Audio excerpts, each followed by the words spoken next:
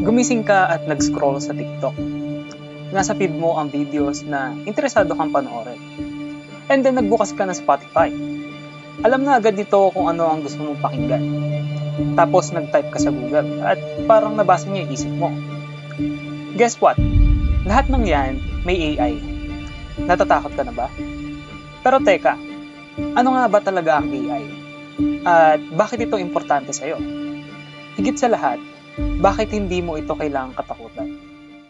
Hello everyone, it's me, ang gabay mo pagdating sa mundo ng AI. AI, Artificial Intelligence. Naririnig mo yan sa balita, sa social media, at sa mga tech na palabas.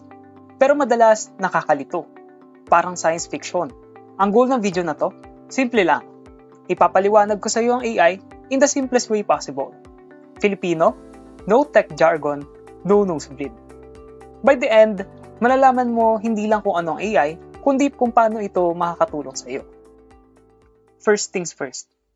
Ano ba talaga ang AI na yan? Ang pinakasimpleng explanation ay ito. Ang AI ay ang kakayahan ng isang computer or machine na gawin ang mga bagay na karaniwang nangangailangan ng talino ng isang tao. This includes things like learning, problem solving, understanding language, and recognizing objects and sounds. Isipin mo na lang na tinuturuan mo ang isang computer na maging matalino.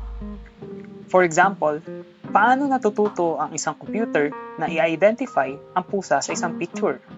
You show it thousands of pictures of cats, and over time, natututo itong i-recognize ang patterns, yung pointy ears, whiskers, and the shape of the eyes. That's a very basic example of machine learning, which is a big part of AI. Now, there are different types of AI. Ang AI na meron tayo ngayon ay tinatawag na narrow AI or weak AI. Ito yung AI na magaling sa isang specific na task.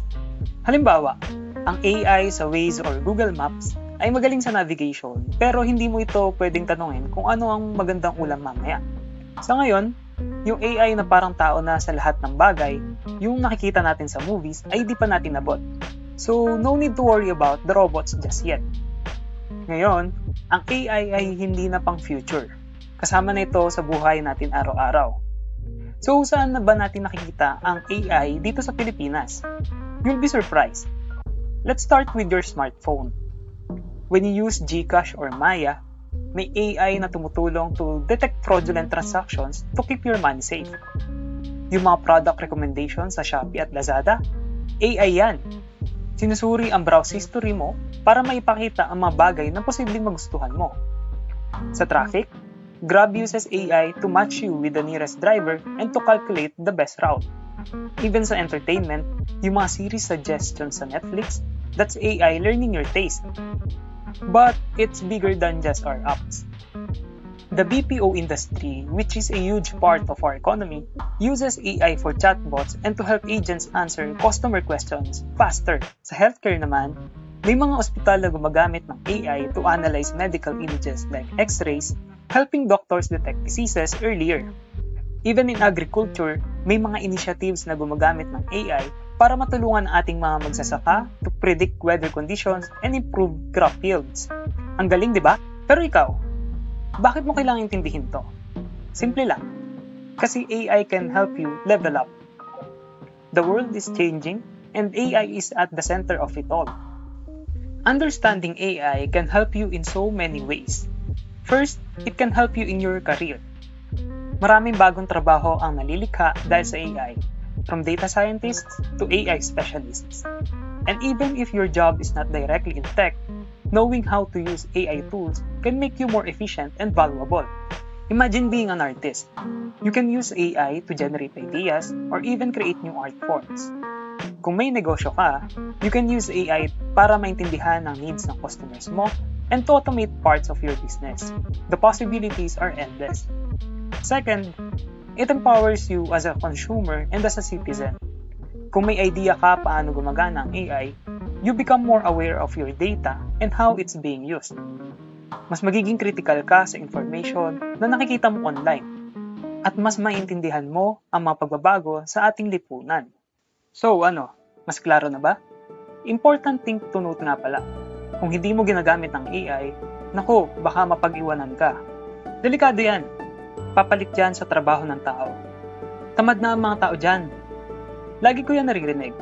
Kahit ako, nung una, ay skeptical sa ChatGPT, even though ginagamit ito ng mga kaibigan ko. Pero ito ang natutunan ko.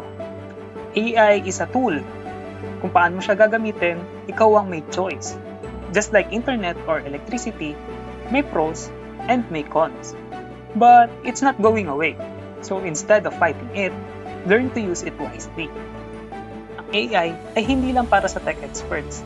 Hindi lang ito para sa mayayaman at lalong hindi lang ito trend. AI is for you, para sa future mo, para sa work mo, para sa growth mo. At ang tanong ngayon, gagamitin mo ba ito para umangat o hahayaan mong mapag-iwanan ka? At sana, na-excite kayo sa mga possibilities that it brings. Huwag matakot sa pagbabago. Instead, let's learn and adapt together.